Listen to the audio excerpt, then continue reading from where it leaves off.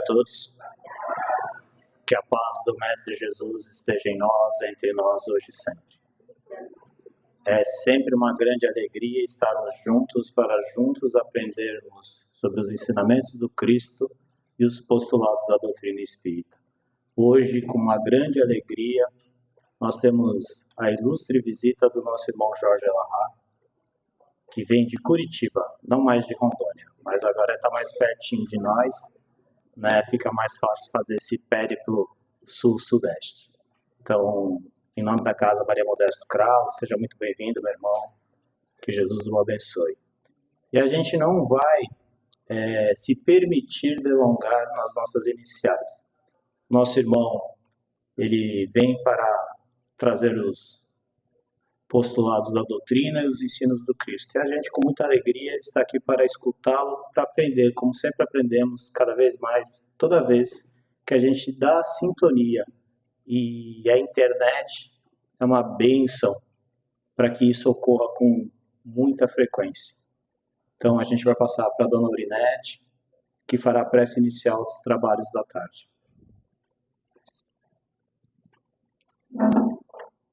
Unamos os nossos pensamentos, meus queridos irmãos, e que possamos trazer para a nossa tela mental a figura amorosa de Jesus, nosso Senhor e Mestre, nosso modelo e guia. Que nesse instante a espiritualidade amiga, trabalhadora, benfeitora possa nos envolver, a fim de que todos os nossos problemas deixemos para fora da porta, a fim de que fiquemos aqui, neste salão, de corpo e alma, atentos às informações que vão nos chegar. Rogamos aos bons espíritos assistir ao nosso irmão querido, que aqui se encontra conosco, e que cada um de nós possamos vibrar em seu benefício. Agradecemos muito pela oportunidade e que tudo que for falado nesta tarde possa ser motivo de profundas reflexões para nós e mudança interior, para que possamos a passos firmes caminhar para frente e para o alto, na direção de Jesus. Que Ele, o Mestre por excelência, nos abençoe, ampare, proteja. Que assim seja. Antes de passarmos para o nosso irmão Jorge Elahá, o nosso irmão vai fazer uma palestra de cerca de 60 minutos, 1 hora. Mais tardar, talvez 1h15. Mas a gente vai ficar nesse período de tempo. E nos 45 ou 60 minutos posteriores, que nosso irmão vai ficar conosco até as 17 horas, ele estará aberto a perguntas. Tá? Tem papel, tem caneta ali na frente, depois vai ser dirigido para quem quiser fazer a pergunta. Então, já comecem a aproveitar o tempo para formular perguntas para o nosso irmão. Tá bom? Com muita alegria, nosso irmão Jorge Elahá.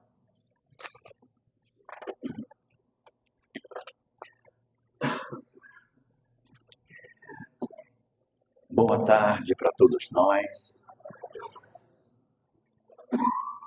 Quero dar o meu boa tarde para todos e uma boa tarde muito especial para um companheiro que está ausente, Adeilson Salles, que quando soube que eu estaria aqui disse: você vai visitar a casa onde eu conheci a doutrina espírita e pela qual tenho uma profunda gratidão.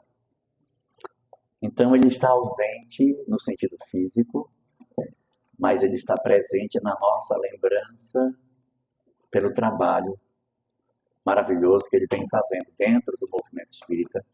E nesse momento ele está numa atividade, por isso não está presente aqui conosco.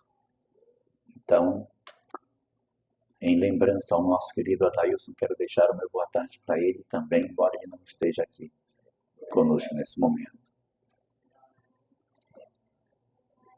Nós encontramos na doutrina espírita uma série de informações que são muito preciosas. Informações que nos indicam o que seja de fato a vida, o que é a proposta que Deus tem, como é que acontece o mecanismo do desenvolvimento das nossas condições espirituais. E exatamente isso, Arlete, a gente quando se aproxima da mensagem espírita, logo tem uma notícia muito importante, que é o fato de que as nossas histórias de vida possuem o caminho que a gente bem quiser, o chamado livre-arbítrio. Mas o término da nossa jornada todos nós sabemos. Porque o término da jornada é a felicidade. Isso todos nós já temos notícia. Independente do caminho que eu escolher, vou demorar mais, demorar menos, vai depender do que eu faça, eu vou, no término da minha jornada, encontrar a felicidade. Isso é um fato que está repetidamente apresentado na literatura espírita. Como também está apresentado na literatura espírita que Deus é justo e bom, que Deus é misericordioso, que Deus nos ama, que Deus quer a nossa felicidade. E quando a gente junta essas duas informações, nos surge uma pergunta que não tem para onde escapar. A pergunta é a seguinte: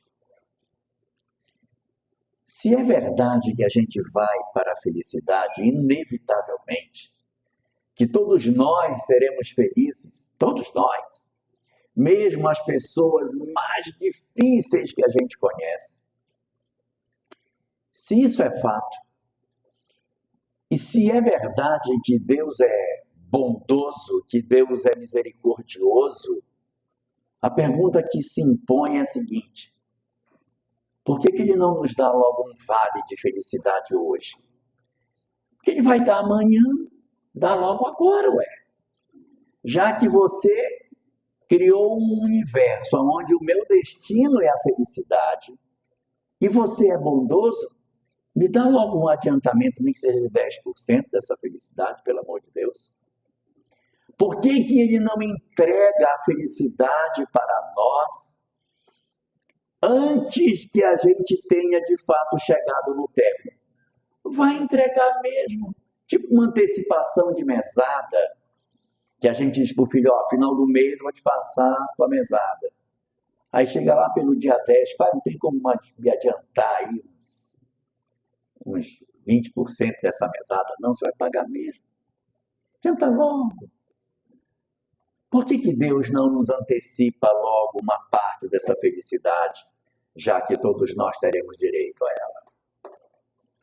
É uma boa pergunta, sabe? E a resposta é melhor ainda.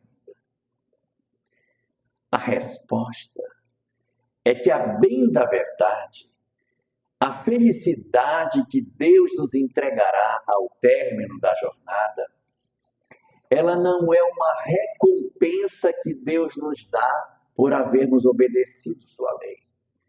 Não é uma coisa do tipo que Deus olha e diz assim: fulano está agindo bem, vá lá e dê 1 quilo de felicidade para ele, agora aquele outro ali só 300 gramas para ele. Então, como é que funciona? Como é essa entrega dessa felicidade? Como é que Deus trabalha para que isso aconteça? E a literatura espírita nos diz que a felicidade que a gente vai receber no final da jornada e tal, ela não é uma recompensa. Ela é uma consequência natural do amor. Ou seja, é o amor que abre as portas da felicidade. É por isso que ele não pode antecipar. Porque a felicidade não é dada, ela é experimentada a partir do amor que a gente sente. Quanto mais amor eu vivo, automaticamente mais felicidade eu sinto. É por isso que o término das nossas jornadas é feliz. Porque no término da jornada, nós aprendemos a amar. E, consequentemente, ao amarmos, nós somos felizes. É confuso o que eu digo? Em outras palavras, se não amar, não tem jeito. A estratégia para que a gente consiga verdadeiramente alcançar a felicidade é através do amor. Isso nos leva a uma conclusão de que não existe em todo o universo infinito nenhum espírito que seja feliz sem amar. Tem como. O cara pode até dizer: ai, eu sou tão feliz porque eu odeio. Ele pode dizer, gosto dele, né? A gente às vezes não fala. A gente fala assim: eu nem sinto falta desse meu marido horroroso. Faz 5 dias, 3 horas, 18 minutos que ele foi embora e eu nem estou aí para ele, nem estou contando o tempo que ele foi embora. Então, às vezes a gente faz essas coisas e também pode acontecer de aparecer um espírito para dizer: sou feliz porque odeio. Isso ele está até dizendo, mas não é verdade. Porque só existe amor, só existe felicidade verdadeira aonde o amor chegou. É por esta razão que não tem como Deus antecipar a felicidade. E isso que eu estou dizendo, eu não tirei da minha cabeça. Está no Livro dos Espíritos. Questão 614. Pergunta Kardec: o que é a lei de Deus? Respondem os Espíritos: a lei de Deus é a única verdadeira para a felicidade do homem. Ou seja, tem outras, mas são falsas. Para ser verdadeira para a felicidade do homem, para ser verdadeiro mesmo, Ari, para entregar de verdade aquilo que a gente tem como felicidade, só tem um caminho: a lei de Deus. Se você sai da lei de Deus, então você automaticamente não tem essa consequência. Ela é a única verdadeira para a felicidade da criatura humana. Indica-lhe o que deve fazer ou deixar de fazer. E o homem só é infeliz quando dela se afasta. Então é quando nós nos afastamos da lei de Deus que nós nos tornamos infelizes. O que significa dizer que quando a gente se aproxima da lei de Deus, nós somos felizes porque ela é a única verdadeira para a felicidade do homem. Resumo da ópera: viver a lei de Deus, viver o amor é a condição inarredável para sermos felizes. E é daí que sai a leitura que a doutrina espírita faz ao nos propor o amor como a proposta ideal para que a gente alcance a verdadeira felicidade. Eu posso inventar o que eu quiser para dizer que eu sou feliz com outras estratégias. Vai dar errado. Nós não seremos felizes. A única verdadeira para a felicidade do homem é o aproximar-se da criatura, da lei de Deus que está sintetizada no amor.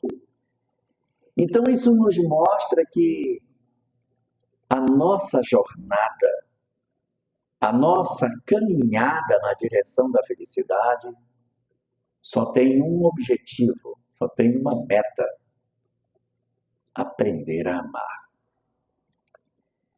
Estou dizendo que o homem só é infeliz quando dela se afasta, querendo dizer para todos nós que sim, é verdade, o homem só é infeliz quando dela se afasta. Ou seja, estou falando de infelicidade, não estou falando de sofrimento. Porque sofrimento é uma coisa e infelicidade é outra. Tem gente que pensa que sofrimento é infelicidade. Não. Sofrimento é sofrimento. E infelicidade é infelicidade. Entenderam a diferença? Uma coisa diferente da outra. A gente pode ser uma pessoa que sofre e não ser infeliz. Eu posso ser uma pessoa que não sofre e ser infeliz. É confuso? Vou tornar mais claro. Uma mulher em trabalho de parto está sofrendo ou não? Está infeliz? Então, sofrimento é diferente de infelicidade. Paulo de Tarso sofreu muito. Foi infeliz depois da conversão? Não. Alcione do livro Renúncia sofreu? Barbaridade. Foi infeliz? Não. Então existe sofrimento e existe infelicidade. E quando nós nos aproximamos do amor como regra de conduta, nós automaticamente, sem precisar que Deus fique nos olhando na multidão, aquele ali, ó, dá um pouquinho mais de felicidade para aquele ali. Não, o de trás. Não é assim. É uma consequência natural. Amou, feliz. Não amou, vai sofrer. Vai ter a infelicidade como consequência da opção que faz de afastamento da sua conduta da lei de Deus. Então, se a gente pudesse resumir a ideia, a gente diz o seguinte: quer ser feliz? Simples, é só amar. Que parece fácil quando a gente diz assim, né, de boca: ah, meu filho, é só amar. Só amar. Mas vai experimentar viver o amor. Vai experimentar num mundo como o nosso, cheio de tanto problema, tanto boleto, né? Com tanta dificuldade dentro da família, tanto conflito na sociedade, você dizer: estou bem tranquilo, consigo amar fácil. Não é fácil. Difícil. Muito difícil.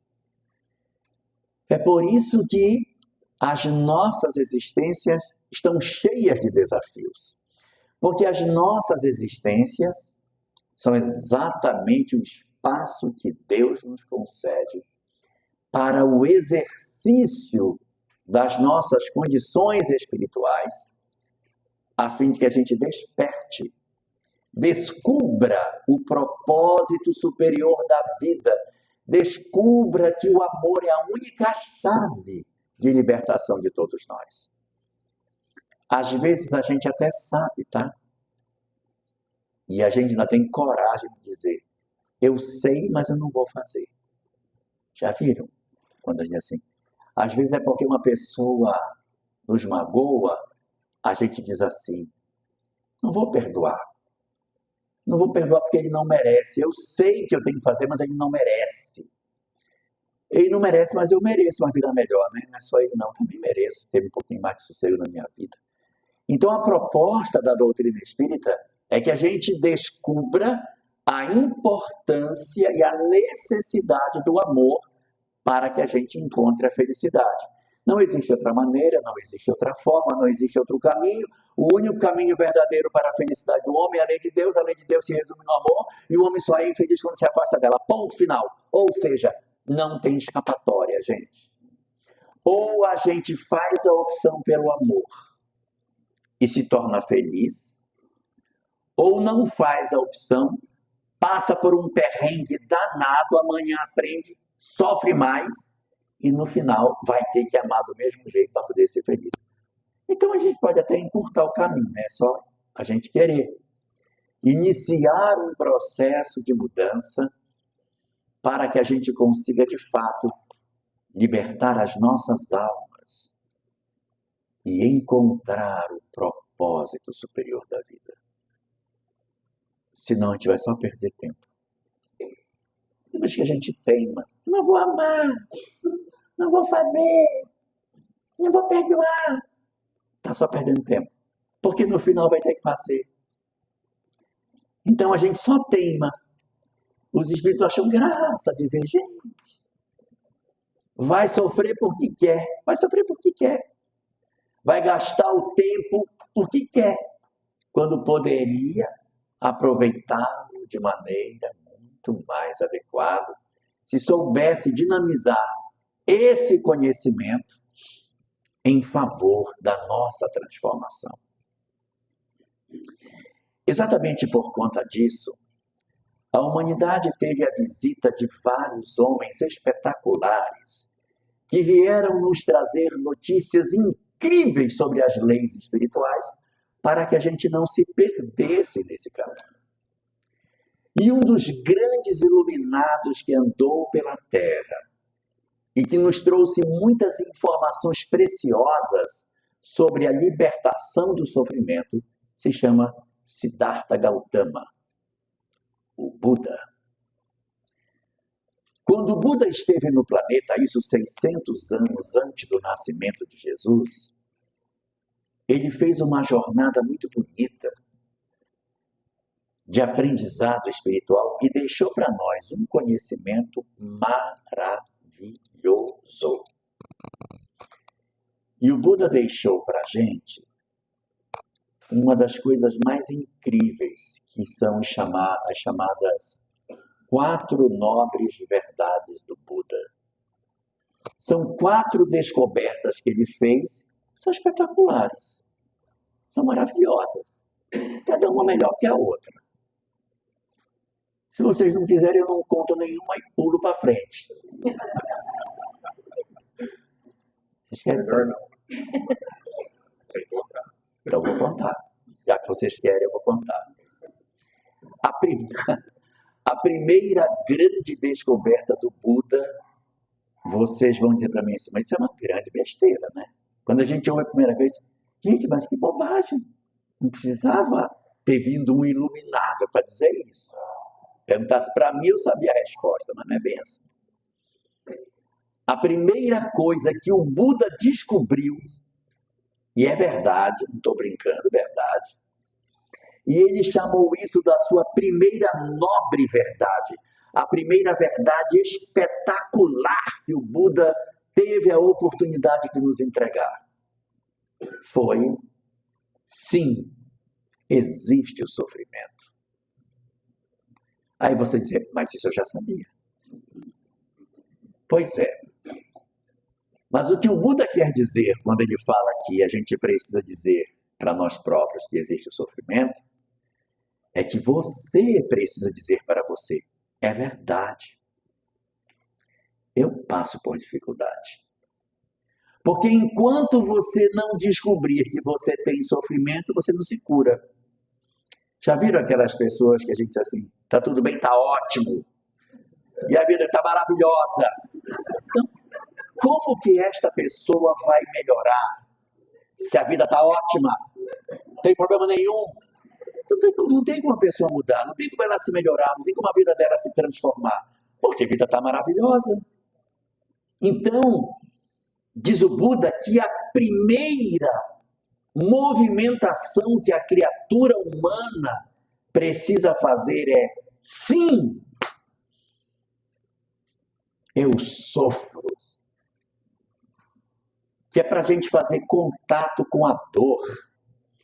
Porque se eu não fizer contato com a dor, como que eu vou me curar de alguma coisa que eu estou dizendo que não existe? Eu tenho que descobrir. Sim, eu passo por dificuldade. Existe sofrimento na minha vida. Eu sou uma criatura frágil. Eu preciso de ajuda. Eu não sou uma fortaleza espiritual. Eu reconheço a minha fraqueza diante da vida. Quem aqui já viu os 12 passos do AA, já deve ter visto que o primeiro é esse. Reconheço que sou incapaz de resolver sozinho e por isso peço socorro a um poder superior para que venha me ajudar, porque sozinho não dou conta. Essa é a primeira verdade do Buda. Existe o sofrimento. Aceita que você é pequeno. Aceita que você é frágil, porque enquanto você não descobrir que você é frágil, você vai estar se enganando. Somente aqueles que descobrem que são frágeis, que são pessoas falíveis, que têm sofrimento, é que são capazes de mudar, que poderão experimentar o processo de mudança que vai levar a criatura, pelo processo de mudança, a um estágio superior de vida. Está claro o que eu digo? Pois não foi isso que Jesus falou na bem-aventurança primeira? Ele disse, bem-aventurados os pobres de espírito, né? Porque deles é o reino dos céus. Bem-aventurados os pobres de espírito, porque deles é o reino dos céus, significa, aceita que você sofre, pelo amor de Deus. Aceita que existe sofrimento na tua vida. Reconhece que você precisa de ajuda. Retira a capa da soberba e contempla as tuas fragilidades, para que o tempo corra a teu favor e não contra ti. Aceita e reconhece as tuas dores. Então, a primeira grande nobre verdade que o Buda nos traz é essa. Existe sofrimento. E ele ainda quebra um galho da gente se a gente tiver dificuldade para enxergar o sofrimento. Ele diz que o sofrimento ele está vinculado, segundo o Buda, a 4 problemas que a gente tem. Pobreza gera sofrimento, velhice gera sofrimento. Você fica velhinho. Oh, meu filho, pega esse negócio para mim que eu já não consigo mais. Me ajuda a levantar, me ajuda a sentar. Me bota no sol, mas me tira do sol também. Então, a velhice também gera sofrimento. Pobreza, velhice. Diz o Buda, a doença. E por último, a morte. A velhice, a doença, a pobreza, a morte. São as 4 grandes fontes de sofrimento no olhar do Buda. Essa foi só a primeira grande nobre verdade. Que a gente pode dizer, tá, tudo bem, bom, mas eu acho a segunda melhor. Eu acho a segunda ótima. Porque o Buda disse o seguinte, que ele analisando o sofrimento humano, independente de qual seja, Maristela, independente de qual seja o sofrimento, o Buda disse, existe uma causa que gera todo o sofrimento da criatura. Isso é um espetáculo. Para mim, eu acho que foi a maior descoberta que ele fez. Descobri que tem uma única causa que gera todo o sofrimento da criatura.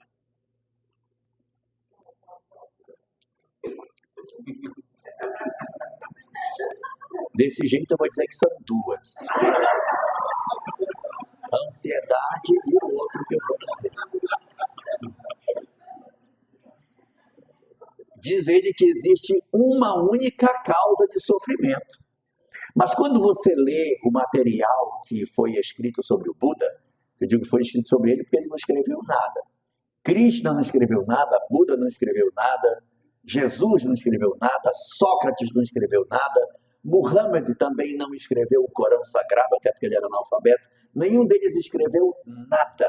Foram seus discípulos que escreveram depois. Então, o que se escreveu sobre o Buda, quando você lê numa área, o Buda fala uma coisa. Você diz, esse aqui que é a causa do sofrimento. Aí você pega, esse aqui. Existem 3 momentos diferentes que ele fala coisas distintas sobre qual é a origem do sofrimento. A primeira que ele fala é que a origem do sofrimento é a ilusão. A ilusão. Em outro momento ele diz que a razão do sofrimento é o apego. E tem outro lugar que ele fala que a razão do sofrimento é o desconhecimento espiritual. Aí você fica doido, porque é uma coisa só. E ele fala que são 3. Aí não dá, né? mas é porque os três são uma coisa só. O desconhecimento das leis espirituais leva o homem a uma ilusão. E a ilusão leva o homem ao apego. Então, quando eu desconheço as coisas espirituais, eu penso que a vida é só matéria. Eu penso que a vida é só isso aqui. Eu penso que a história do homem começa no berço e termina no túmulo. Eu penso que é só o que eu vejo que é o real. E todas as vezes que eu acho que a vida é só a vida material, eu crio uma ilusão. Porque eu enxergo o que na verdade não é. Eu acho que eu estou vendo tudo, eu não estou vendo é quase nada. Então, esta ilusão, que é fruto do desconhecimento espiritual, faz com que a criatura, então, se apegue nas coisas materiais, porque ela tem a ilusão de que isso é o real, porque ela não desconhece as leis espirituais. Ou seja, tudo é uma coisa só. Tudo é uma coisa só. Na obra de Joana de Ângeles, quando ela trata no livro 4, o Despertar da Consciência, Momento de Saúde de Consciência, lá ela diz que o que é a ilusão que o Buda comentava? Ora, a ilusão. A ilusão é crer que somos apenas matéria. Daí nasce todo o sofrimento da criatura humana. O sofrimento da criatura humana nasce da crença de que nós somos apenas corpo. Então a minha vida é só corpo, então eu tenho que cuidar só do corpo. Aí eu vou para a academia, quero ficar com 80 anos, mas com um corpinho de 20, né? Aí a pessoa quer ter o corpo mais bonito, o marido mais bonito, a casa mais bonita, tudo mais bonito, porque a vida é somente a matéria. Se eu caio nessa ciranda de entender que a vida é somente material, eu crio para mim uma ilusão e vai gerar sofrimento. Então, a ruptura desse processo decorre exatamente disso. Então, na leitura que o Buda nos oferece sobre o entendimento da vida, a segunda grande e nobre verdade, aonde está assentado todo o edifício do conhecimento búdico, está apoiado nesses 4 pilares. O primeiro, existe o sofrimento. O segundo, há uma causa para o sofrimento. A terceira é a mais legal de todas, mas dava para deduzir a terceira da segunda. Se o cara fosse esperto, ele nem precisava da terceira, ele matava a terceira só com a segunda. Mas ele disse que era um 4, então eu vou ter que dizer que é 4, né? Porque ele falou, então vamos lá. A primeira, existe o sofrimento. A segunda, existe uma causa para o sofrimento. E a terceira, existe uma solução para o sofrimento. É possível libertar a criatura humana do sofrimento. Não é lindo isso? Meu Deus! Você conseguir libertar a criatura do sofrimento. Só que o Buda chama de sofrimento aquilo que a doutrina espírita chama de infelicidade, tá? Porque sofrimento, para nós, é uma coisa, infelicidade é outra. O Buda, no texto dele, ele chama de sofrimento para a infelicidade. Então, se eu fosse atualizar essa fala no conceito espírita, seria: existe a infelicidade, existe uma causa para a infelicidade, e diz o Buda, existe algo, existe uma coisa que liberta o homem da infelicidade. Na 614 do Livro dos Espíritos diz que o homem só é infeliz quando se afasta da lei de Deus. E o Buda diz, eu sei como a gente se liberta da infelicidade. Eu sei como liberta o homem do sofrimento. E a gente diz, pelo amor de Deus, me fala como é isso. Eu estou atrás disso há tanto tempo. E a resposta do Buda, a libertação do sofrimento, libertação da infelicidade da criatura humana, se dá pelo conhecimento das leis espirituais.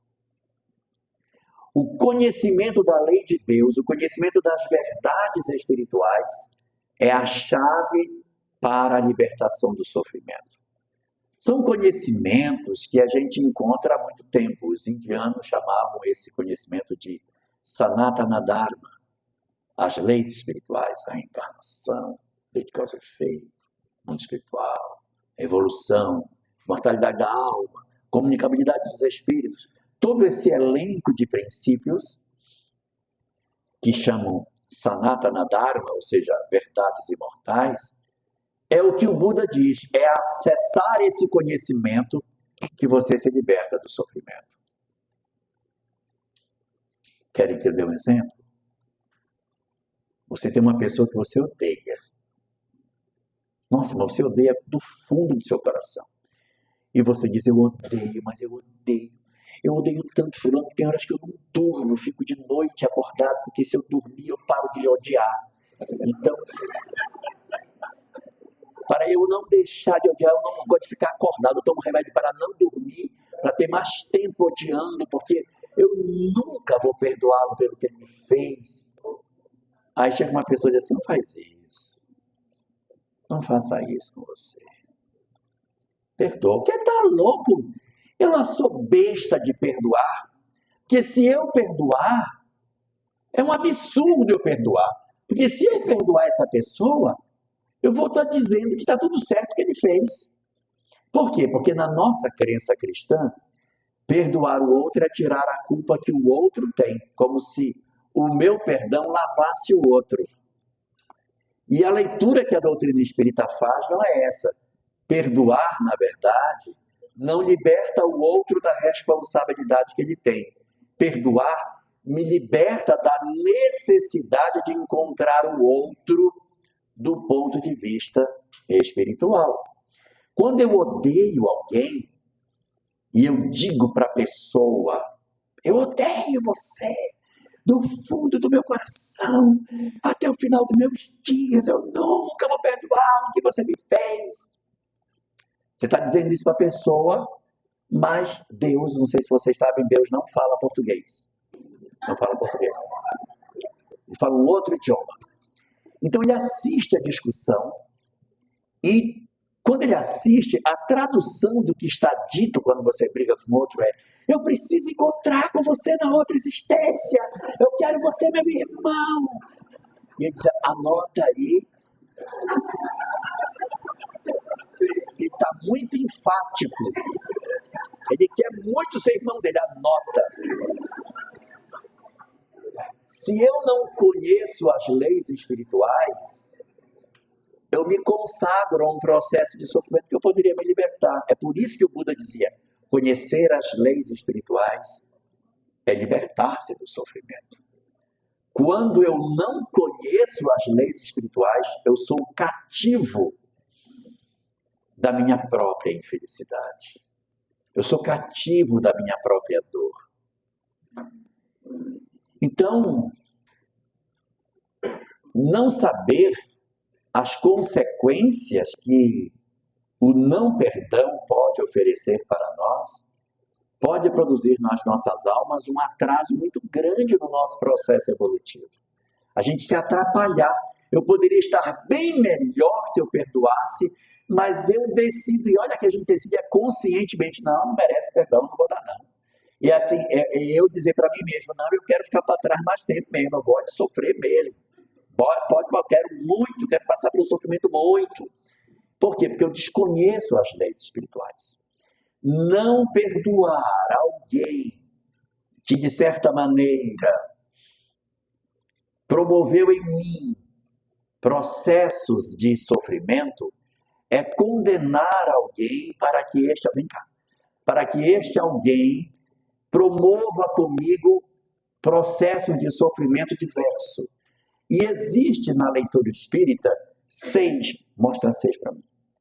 Eu só tenho uma mão. Então, existem 6 causas, 6 consequências do sofrimento. 6. Quem não conhece das leis espirituais acha que está certo. Eu perdoo porque não merece. Então, vamos lá. Primeira consequência de você não perdoar alguém. Está aqui um médico, João, que não me deixa mentir. Primeira consequência, adoecimento físico. Sobe a taxa de glicose, altera o estômago, dá gastrite, mexe no fígado, tensão na coluna, enxaqueca, e está só no primeiro dedo. Enxaqueca, tumores, doenças autoimunes. Meu Deus, é uma confusão danada. Isso aqui é só o primeiro. É a primeira das consequências que a gente tem, é o adoecimento físico. E eu botei tudo num só, que é para economizar dedo. Então, aqui estão todos os problemas físicos do não perdão. Aqui tem uma segunda consequência do perdão, que já não é mais físico. É uma consequência já mais psicológica. A pessoa que guarda mágoa, que guarda ódio, ela não só adoece fisicamente, mas ela adoece psicologicamente. Então, ela vive amargurada. Ela fica uma pessoa horrível, amarga. É porque vocês nunca conviveram com quem tem raiva, por isso vocês não conhecem. Mas se vocês conviverem, vocês iam ver. A pessoa era uma pessoa difícil de conviver, porque ela era uma pessoa que ela perdeu a alegria da vida. Você chama essa pessoa, assim, Dona Maria, vem aqui na minha casa, olha, minha filha vai casar. E o vestido dela ficou pronto de noiva. Minha filha tá toda vestidinha. Venha ver como ficou lindo o vestido dela. Lá vai Dona Maria ver a filha da vizinha. Aí lá está a moça toda vestidinha naquele vestido, arrumadinho. Olha, Dona Maria. Dona Maria olha e diz assim: oh, minha filha, você vai sofrer tanto. A gente adoece. Mágoa adoece. Mágoa e ódio torna as nossas vidas um inferno. Então, a benefício de nós mesmos, a gente precisa aprender a perdoar, porque se a gente não perdoar e ficar doente fisicamente, vai ficar também psicologicamente. E eu não estou querendo desejar o mal para ninguém, longe de mim. Mas pessoas que guardam mágoa ficam amargas e têm uma tendência de ficar sozinha quando ficar velho. Porque ninguém aguenta aquela história repetida de novo. Porque o teu pai, gente, o meu pai já casou, já tem filho, já tem neto, e ela continua dizendo, porque o teu pai, sabe o que ele fez, sabe o que ele disse para mim? Então ele fica carregando aquele peso miserável nas costas. Terceiro, além de adoecer fisicamente, psicologicamente, a gente também adoece emocionalmente. E eu não consigo mais me desprender da história. A história vive em mim como se ela fosse o presente que nunca passa. Como se aquele dia que teve a briga fosse um dia de 50.000 horas. Então, todo dia me deito naquela rede, na varanda, olhando para a praia, chutando a mureta. Que desgraçado. Todo dia eu tiro um pedaço do dia para lembrar do que aconteceu e repisar a história. Então, olha como eu estou congelado no tempo, pelo amor de Deus. Eu estou vivendo a mesma história. Anos depois, eu estou vivendo a mesma história. Eu não estou vivendo o dia de hoje. Eu estou vivendo o dia de ontem. O meu dia de hoje, que seria um dia que deveria ter também 24 horas, não tem, porque parte do meu dia de hoje é para viver o dia de ontem de novo. Então, o meu dia de hoje ele é curtinho. E o dia de hoje tem 4 horas, 5 horas. Porque eu durmo 8, cozinho, não estou prestando atenção em nada. Na hora que eu tenho para poder relaxar, miserável. Então, eu volto para o ontem e a vida não passa. A página não vira. A gente vive a mesma história emocional. Eu fico doente emocionalmente porque essa emoção, ela vive em mim todos os dias. E como é que eu posso ser feliz, pelo amor de Deus, se eu vivo essa história? Eu vivo essa história insistentemente todos os dias. Mas isso são só 3. Ainda tem mais. Quarta, nós adoecemos também espiritualmente. Ou vocês acham que a gente não ganha umas companhias espirituais quando guarda mágoa? Nem sempre os espíritos que se vinculam a nós querem o nosso mal, nos odeiam, querem nos prejudicar. Às vezes eles não querem, é porque eles são tão ou mais tristes do que nós. Então a gente diz assim, ai de mim, miserável criatura que sou, porque sou abandonado. E os espíritos dizem, e eu? Que morri e continuo abandonado. E aí essa entidade cola em você, passa a morar com você, dorme na sua cama, vai com você para o trabalho, vive dentro da sua cabeça, promove um processo de perturbação horroroso e transforma as nossas existências numa dor interminável.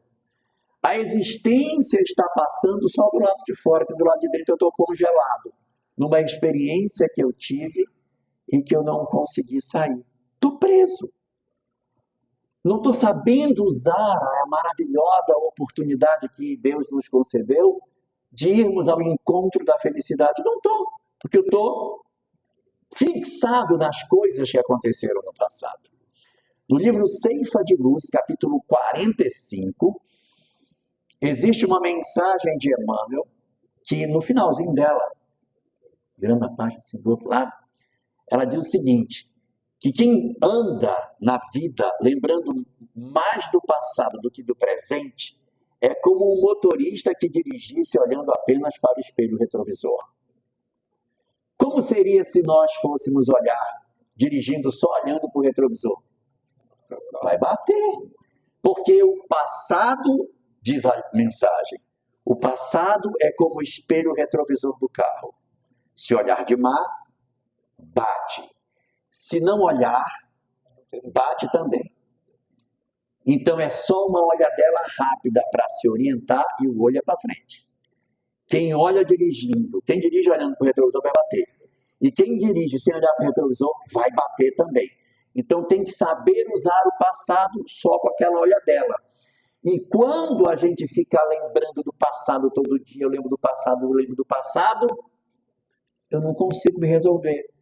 Então eu fico preso, ganho uma obsessão, e a minha existência que eu tive lá, uma quantidade enorme de tempo, de muitos anos, parece que não teve. Porque a criatura não aproveitou o tempo que a vida deu. Está vivendo como que o mesmo dia várias vezes. Está congelada psicologicamente, emocionalmente, numa história que a gente já poderia ter dado solução. Eu estou confundindo vocês com o que eu estou falando? Não? Se eu estiver confundindo, eu não sei o que fazer, porque eu não sei ser mais claro do que isso. Então, vamos lá. Quinta, vejam que esse dedo ele é diferente, né? Tem 4 palavras. Veja aquele lá. Esse dedo aqui é um dedo diferente dos outros 4. Por quê? Porque esta também é uma causa diferente das outras 4. Porque essa aqui tem a ver com a reencarnação. Não é que seja uma obrigatoriedade, mas é muito comum que, de repente, quando a gente tem um desafeto, o desafeto renasce dentro da nossa família. Então, quando a gente odeia muito uma pessoa, nós estamos aumentando a possibilidade, eu não estou dizendo que vai, mas aumenta a possibilidade de que essa pessoa renasça dentro de casa. Tá? Deixa eu logo tranquilizar as esposas. Quem separou do marido, diz assim, meu Deus do céu, o miserável vai voltar. Vai. Mas ele não precisa voltar como marido, ele pode voltar como filho, como neto. Você vai botar no colo, esse menino é tão danadinho, gente. Mas é ele mesmo de volta, sabe? Então, os espíritos gravitam em torno de nós, mas não necessariamente assim, foi meu pai, vai ser meu... Não, pode ser meu pai, pode ser meu filho. As pessoas podem mudar de posições dentro do ambiente familiar. No arranjo familiar, ele pode vir numa outra composição. Mas a chance de que um desafeto do passado retorne para a família é grande. Por que que Deus faz isso assim? Nossa, mas parece que Deus é sádico, né? Ele pergunta assim, de quem é que você não gosta, que eu quero botar lá dentro? Não é exatamente isso, é exatamente porque Ele nos ama. Porque qual é a condição inarredável para a felicidade? Então tem que aprender a amar. Vocês não sabem que vocês são muito novas, mas não tem ninguém aqui da minha idade, todo mundo é muito novinho. Mas se vocês fossem da minha idade, vocês teriam visto a Amelinha dizendo que a gente somente nasceu só para quê? Só para amar, só para isso. Não foi só. Sua mãe contou para você. Então, não tem jeito, a gente precisa amar. Então, quando eu tenho alguém que foi um desafeto do passado, que criou um problema, e que isso, de certa maneira, inflamou a relação, eu preciso resolver. É você, minha filha? Está até gravando, né? Está enrolada, meu amor. Ela vai mostrar. É o sofrimento que você... É o sofrimento. Então, aqui, você quando renasce com alguém, é porque a gente precisa se resolver. A gente precisa. É bom. E é por isso que a gente tem o esquecimento do passado. Existem muitas pessoas que dizem assim, eu não gostei desse negócio de reencarnar e esquecer. Eu queria reencarnar lembrando de tudinho como é que era. Não pode, papai. Porque se for para renascer lembrando de tudo, não precisa vir. Fica lá. Fica lá. A gente só veio porque era exatamente esse o objetivo. Que o corpo denso nos promovesse o esquecimento que facilitasse a transformação. Porque se todo mundo soubesse tudo que nos vincula do passado, a gente não avançava. Para avançar, só pode ser assim. E o corpo não pode ser um corpo diáfano, daqueles que a gente vê naqueles filmes de ficção científica, daqueles seres translúcidos. Não pode ser, porque senão a gente não vai esquecer. Tem que ser esse pesadão mesmo, para a gente esquecer e ter condição de sentar na mesa junto, conviver juntos, mesmo com as dificuldades que a gente tem. E só para tranquilizar, para ninguém ficar muito aflito, a gente não casa com pessoas que odeiam. Ninguém pensa assim, nossa, eu odeio tanto, será que eu vou casar com ele? Não, evidentemente que a gente não casa com quem odeia. Se a gente odeia, ele vai ser irmão, vai ser filho, marido, é muito difícil, não tem como. Porque você, eu odeio tanto, não vou casar com ele, não tem como. Porque o ódio, ele não vai deixar que você sinta atração pela pessoa, você sentir aversão pela pessoa. A gente casa numa encarnação seguinte com quem a gente amou no passado, ou a gente tem mágoa, porque a mágoa é um amor que ficou doente. Então aí dá para casar, porque a gente quando encontra a pessoa tem um sentimento de atração pelo outro e acaba casando de novo, não é? Então existe essa possibilidade, que o meu desafeto do passado, ele renasça dentro do meu lar. E gente, não é fácil não ter um desafeto dentro de casa. É muito difícil, é muito problemático. Por isso que é importante que a gente consiga resolver, como dizia Jesus, reconcilia-te com teu adversário quando estás a caminho com ele, para que não aconteça de amanhã ele te entregar para o juiz e aí você depois ter que se resolver de maneira muito mais complicada. Não. Se der para resolver, tem vezes que não dá para resolver, gente. Existem ódios que são muito profundos e que não dá para resolver. Você tem que perdoar. Eu não consigo chegar perto, não consigo falar com essa pessoa. Então, a gente tem que respeitar a nossa fragilidade humana. Então, eu digo, eu não tenho condição. De repente, uma história de abuso, uma história de abandono, uma história de violência muito grave, alguém que, de repente, assassinou um familiar. É difícil você dizer assim, não, eu perdoei. Então, evidentemente, nós precisamos da reencarnação para esses casos mais graves também. E como é que Deus age? Nós vamos reencarnar com essa pessoa que a gente não gosta várias vezes, para que a história de desamor que existiu, ela vá se diluindo no tempo. Porque ele vem meu filho, vem meu pai, vem meu irmão, vem meu neto, aí ele vem como cunhado vai ficar difícil, né? Aí ele vem com meu irmão de novo, aí vem meu neto, vem meu filho, vem meu pai, vem meu avô, e a gente vai vivendo novas histórias. E depois de algumas encarnações junto, eu começo a perceber que nele existem virtudes que eu nunca pensei que existissem. E eu vou dissolvendo, vai diluindo, vai desbotando o ódio que existia pelas múltiplas experiências, e aí o amor vai surgindo. E essa criatura pode, de repente, se resolver. Então aqui nós temos 5. O adoecimento físico, o adoecimento psicológico, o adoecimento das emoções, que eu fico emocionalmente prejudicado, o adoecimento espiritual, a reencarnação. Aqui nós temos 5 causas. E tem uma 6ª lá. Rapaz, vamos ver se eu lembro qual é essa. Eu falei 6? 6. São 6 mesmo. Vamos lá, vamos lembrar. O que pode ser pior do que você ter uma pessoa inimiga dentro da sua família? Você tem sua família, seu pai, sua mãe, seu irmão, e no meio desta família Tobof nasceu uma pessoa que é seu inimigo do passado, que vive dentro da sua família. O que pode ser pior do que você ter um inimigo dentro do seu lar? Não vá dizer 2. Porque, evidentemente, se tiver 2, é pior do que 1. Não é isso. A 6ª situação é o seguinte. Ao invés desse inimigo nascer no seu lar, é você que nasce no lar dele.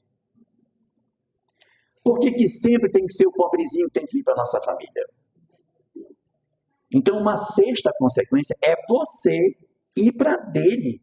O pai é dele, a mãe é dele, os irmãos são dele, todo mundo se gosta e é só você que fica ali. Naquela família estranha, passando um desconforto miserável. Tudo por quê? Porque a gente... Você já pode sentar, meu filho.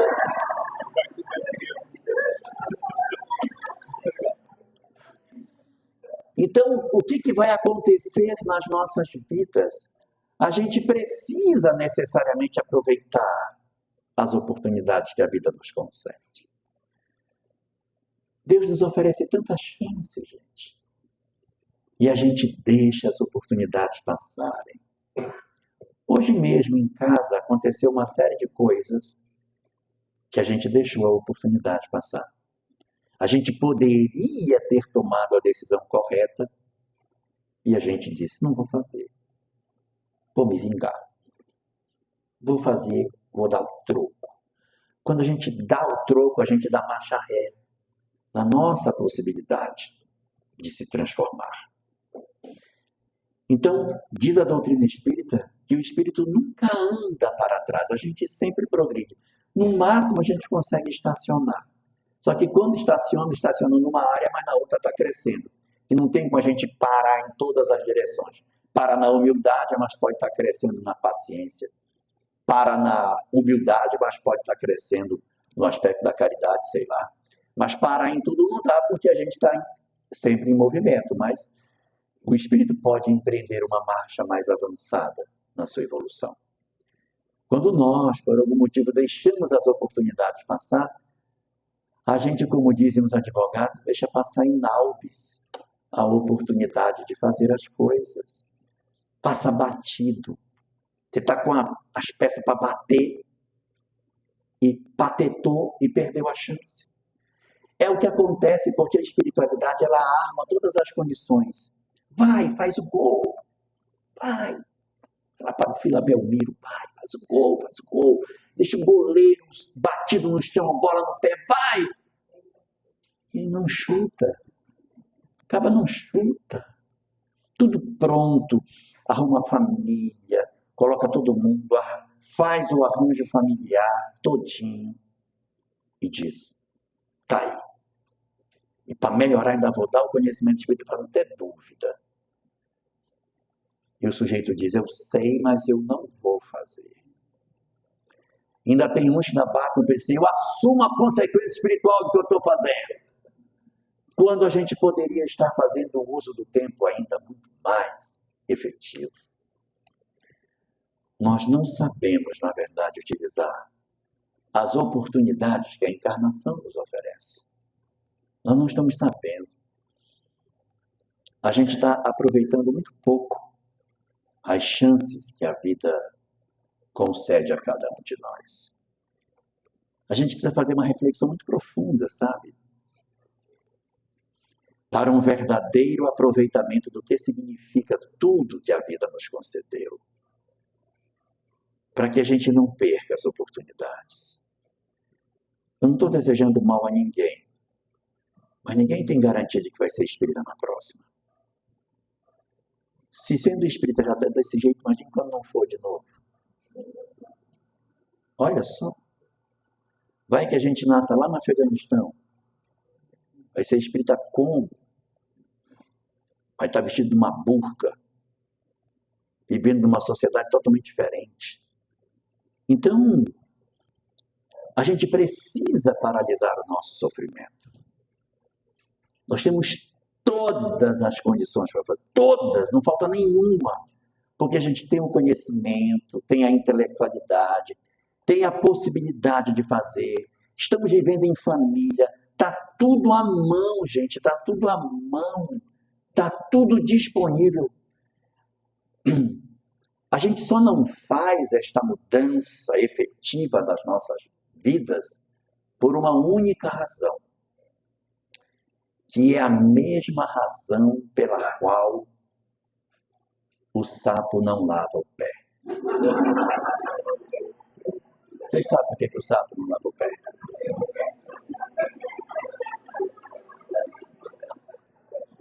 É só por isso que a gente não faz.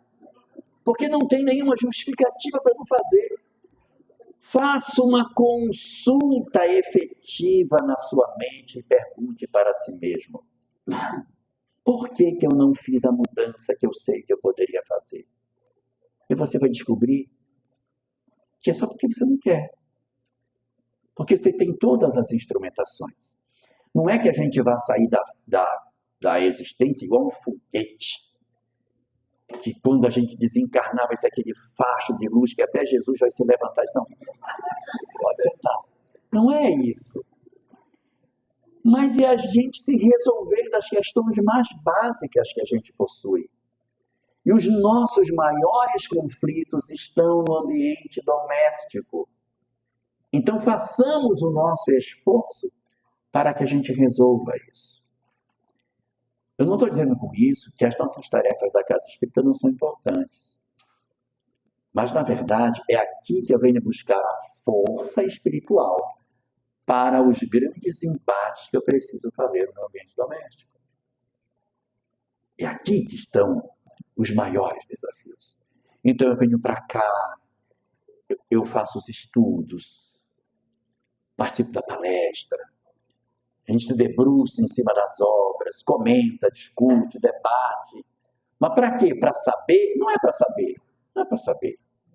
A gente discute, debate para descobrir a verdade espiritual do Buda. O conhecimento espiritual para que ele transforme as nossas vidas. Então a gente aprende para ser útil, para mudar as nossas vidas. Para que a gente quebre essas correntes horríveis com as quais a gente se prendeu por nós próprios. Eu penso que não exista nada que a espiritualidade possa fazer por nós, mais do que ela já fez, para que a gente descubra que precisa mudar. Não tem mais o que fazer. Vai fazer o quê? Entregou a mensagem, deu a mediunidade, meu Deus, entregou uma doutrina que não tem parábola, é tudo muito claro, está tudo à mão, não faz porque não quer. E o que acontece? A existência acaba sendo como se ela fosse de quase nada. E se eu for fazer uma síntese da nossa existência, perguntar o que a gente aproveitou da existência que eu tive, deu 10 minutos. Do que eu realmente fiz, que mudou minha vida, se eu for somar todos os momentos de mudança que eu tive, deu 10 minutos só. Que foi a hora que você pediu perdão, a hora que você concedeu perdão, a hora que você procurou alguém. Soma os momentos de acerto, que você realmente mudou Aquilo que você já fazia não é mudança, já era seu, então não adianta. Importa aquilo que você diz assim, eu pensava assim, eu me esforcei e mudei. Então, vai somando, vai somando. Você vai ver que a existência a gente aproveitou um pouquinho. O nosso uso do tempo de maneira efetiva não está muito legal. Porque a gente está repetindo de maneira muito insistente as mesmas experiências. Não há nada mais a fazer, não há nada mais que se possa dizer. Mensagens, livros, textos, palestras, estudos, tudo que poderia ser movimentado já foi.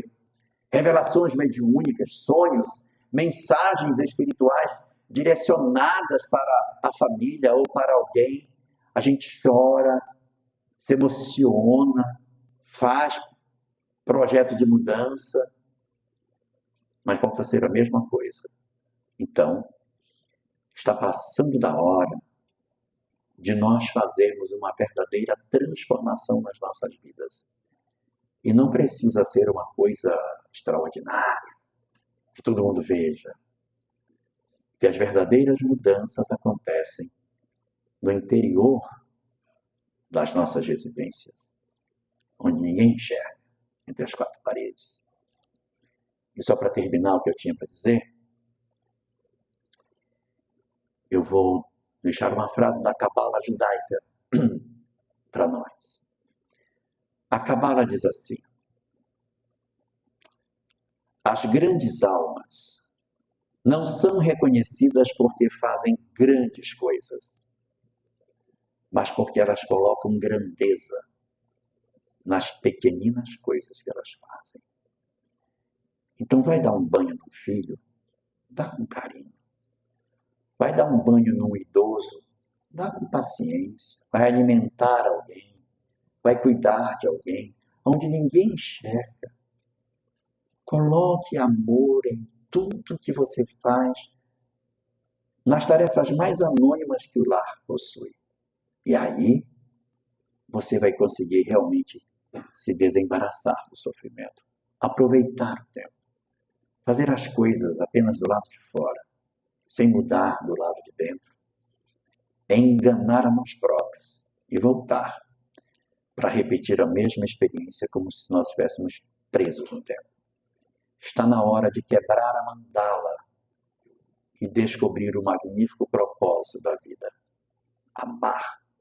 Simplesmente amar. Uma boa tarde para todos nós.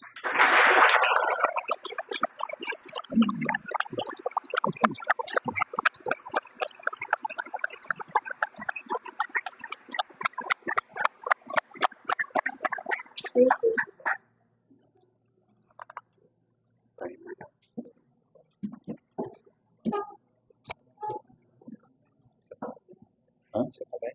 Tô bem, cara.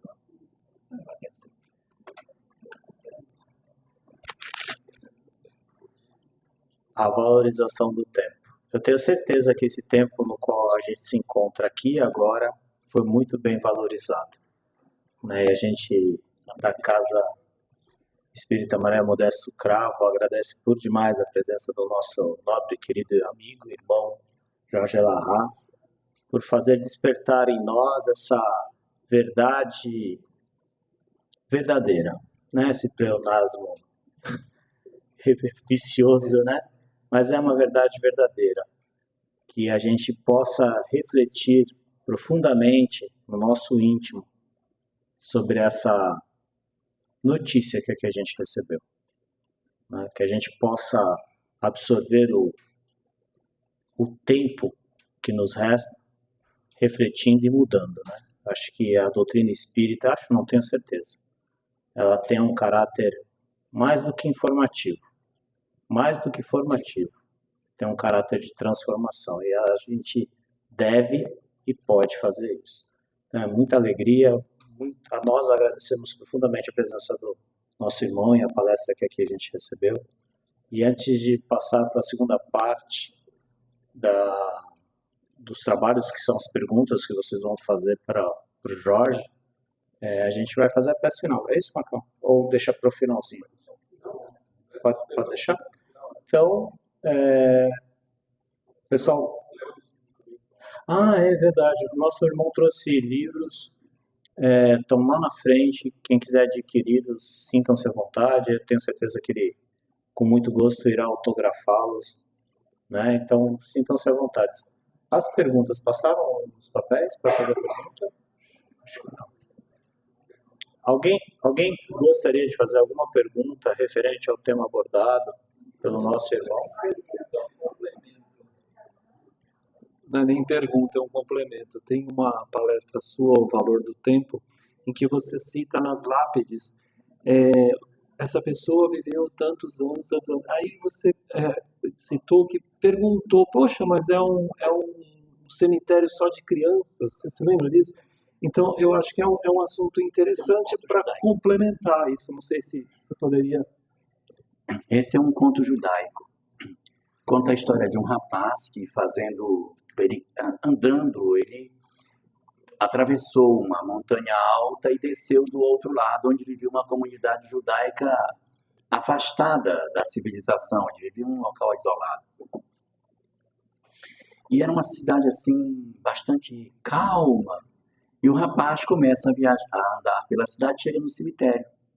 Quando ele chega no cemitério, ele vê as lápides do cemitério e começa a ler o que tem escrito em cada lápide. Então, na lápide tinha o nome das pessoas e o tempo que a pessoa viveu. Aí tinha lá, fulano de tal. Viveu 1 ano, 8 meses, 4 dias. Aí via o outro. Esse aqui viveu 2 anos, 2 meses, 10 dias. O outro, então, aí foi vendo só idades pequenas, só crianças, tudo poucos anos de existência. E ele vai ficando impressionado com aquele cemitério cheio de crianças sepultadas numa sala até pequena. Quanta criança sepultada ali. Então ele pergunta para o homem que tomava conta daquele cemitério por que tinha tantas crianças sepultadas nesse lugar. E o zelador diz para ele o seguinte: não são crianças, são pessoas adultas. Diz, não, mas aqui está colocado poucos anos, poucos meses, poucos dias. Como é que são pessoas idosas? Não, porque nós temos um hábito aqui na nossa comunidade que nós só contamos como dia vivido o dia que a pessoa usou todo o dia fazendo bem. Quando por algum motivo ela faz alguma coisa que não foi boa, ela tira esse dia da existência dela. Então só conta na lápide os dias que a pessoa realmente praticou o bem durante o dia inteiro. É por isso que as sepulturas têm tão pouco tempo, ou seja, numa existência de 70, 80, 90 anos, os dias efetivamente contados para lançar na lápide eram dias bem menores pelo nossa dificuldade, né, de lidar com os nossos conflitos e de conseguir resolver os dramas que a gente possui. A gente acaba passando pela vida, aproveitando muito pouco os dias que o Senhor nos concede.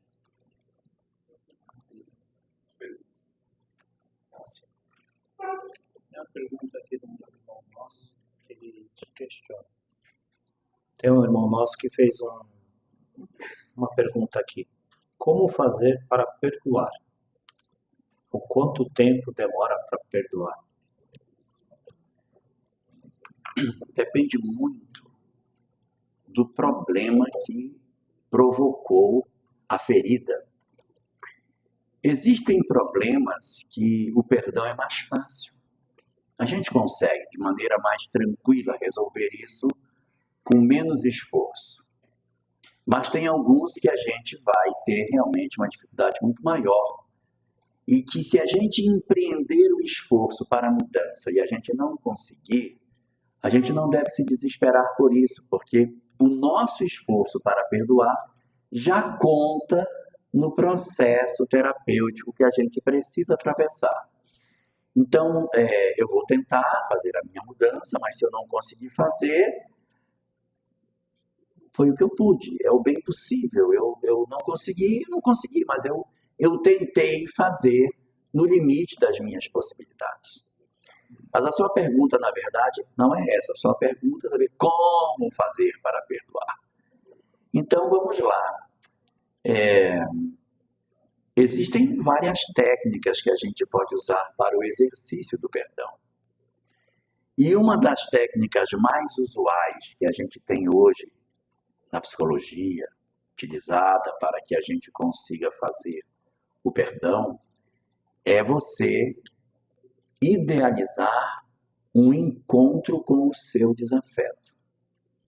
Então, existem pessoas que usam a seguinte técnica, aí você escolhe até que você quiser. Você escreve uma carta para o seu desafeto. Depois você queima, tá? Deixa ninguém ver. O problema é seu. Então, você manda uma carta para ele, dizendo tudo que você tem vontade, porque isso para nós é bom. Ajuda. Joana de Ângeles, no livro Ser Consciente, quando ela trata da questão da mágoa, do ódio, do não perdão, ela diz o seguinte: se alguém machucou você, feriu você, fez você sentir raiva, e você percebe que ela fez raiva para você, diz Joana, ela fez raiva, fez. Então sinta a raiva que ela fez. Sinta. Faça contato com a raiva, para que você não guarde a ilusão que eu nem sinto raiva. Fez, eu nem senti. Aí que não se trata, porque acha que não está doente. Então faça primeiro o contato com isso e admita para você mesmo, eu fiquei com raiva. Eu fiquei com raiva. Se for possível, você pode até dizer para a pessoa, você me fez raiva. Eu estou com raiva de você pelo que você me fez. Verbalize para o outro, caso isso não seja uma coisa que, se você disser, a pessoa vai dar um tiro em você. Mas se você... Não, porque às vezes a gente não pode falar, senão a reação do outro é muito agressiva. Mas se a reação do outro não é previsível de ser agressiva, diga. Eu senti raiva do que você me fez, você me magoou muito profundamente. Verbalize para o outro. Se você não consegue dizer para o outro, escolha alguém da sua confiança e diga, fulano me fez muita raiva. Porque Joana diz que é muito importante que a gente retire do sentimento para as palavras, para que a gente construa em palavras a história de desamor que a gente está vivendo. Então, o processo terapêutico, ele começa na admissão de que você realmente sentiu raiva, de que a pessoa fez raiva. Esse é o estágio 1. Sinta raiva. 2. Fale para o outro ou para alguém que você sente raiva. Fase 3. Liberte-se da raiva. A gente nem sempre faz o 3, só faz o 1 e o 2. Fica falando da pessoa e não se trata. Como é que eu me trato? Uma das maneiras. Escreve, bota no papel, conta tudo que o outro fez, depois toca fogo. Grava um áudio, depois você ouve e depois apaga. Isso também são estratégias. Conta, isso a gente faz muito. Falar para si mesmo o que o outro fez, a gente faz muito isso. Que absurdo, a gente vai no ônibus falando, mas sabe o que ela fez? Ela também fez isso. Parece coisa de doido, porque ele está falando para nós, a gente já sabe da história, mas você está contando para você o que você já sabe. É uma coisa de maluco isso, mas é porque nós queremos organizar o sentimento. Então, Desculpa interromper a fala do Jorge. Tem um Kwid, placa SEU 59, na frente de uma garagem. É para tirar.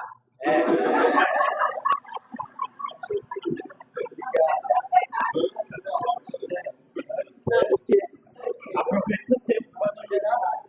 ele vai dizer que está na frente da garagem, sou eu mesmo, obrigado. É para tirar. Então, nessa dinâmica de terapia, existem várias estratégias. Grava o áudio, escreve o texto, conta para si mesmo. O que é um terapeuta? É um cara que te escuta, é um ouvido que te escuta.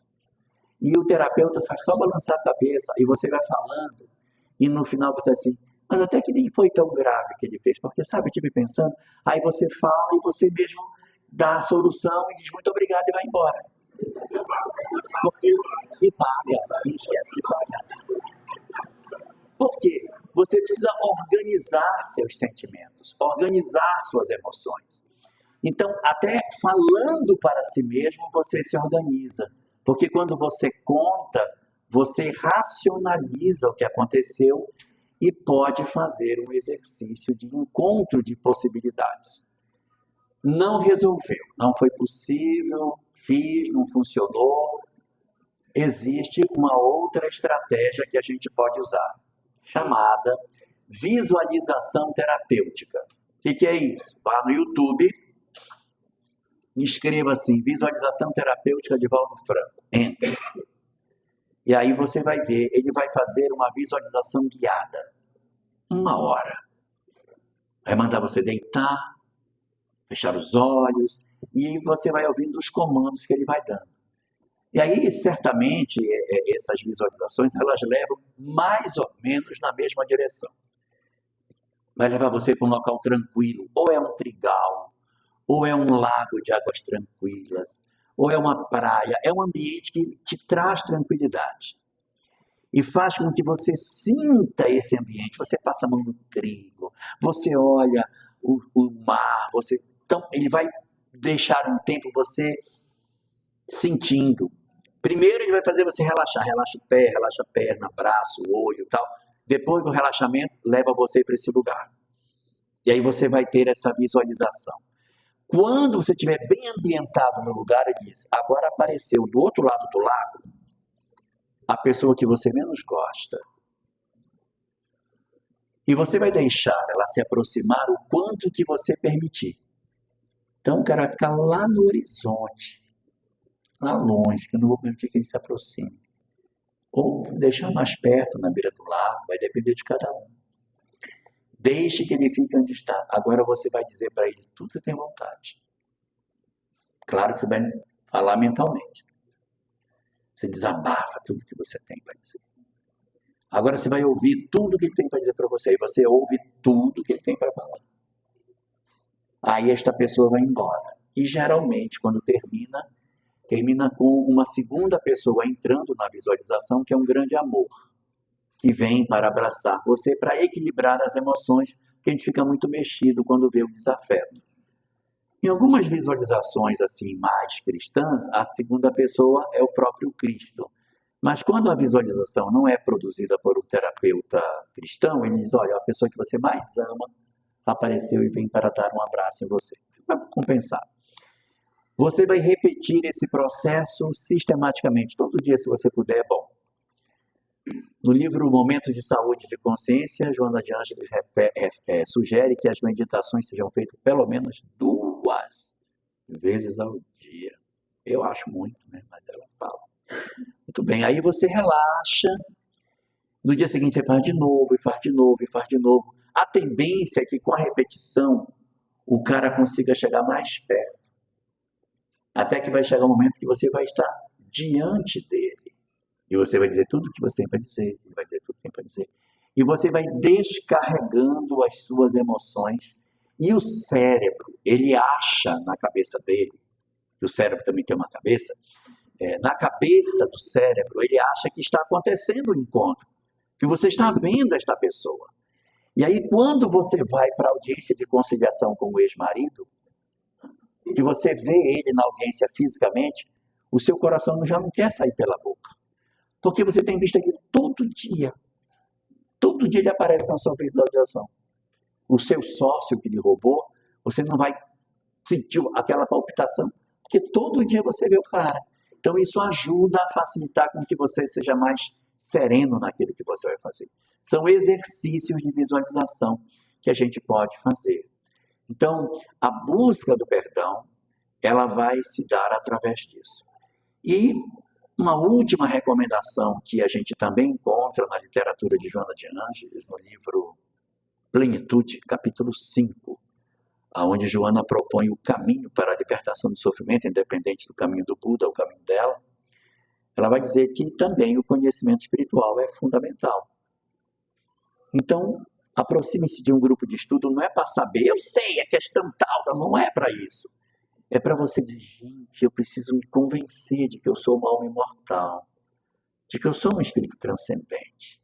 Quanto mais eu me convencer isso de verdade, fica mais fácil de fazer o perdão. A gente vai tentar tudo isso. Se não deu certo, não deu, gente. Não deu. Mas eu me esforcei para fazer. Não foi possível? Não foi possível. Lá no mundo espiritual, a gente vai ter uma nova oportunidade e as outras encarnações estão aí para isso mesmo, para a gente conseguir fazer. Ninguém precisa se desesperar, mas a gente não pode perder tempo.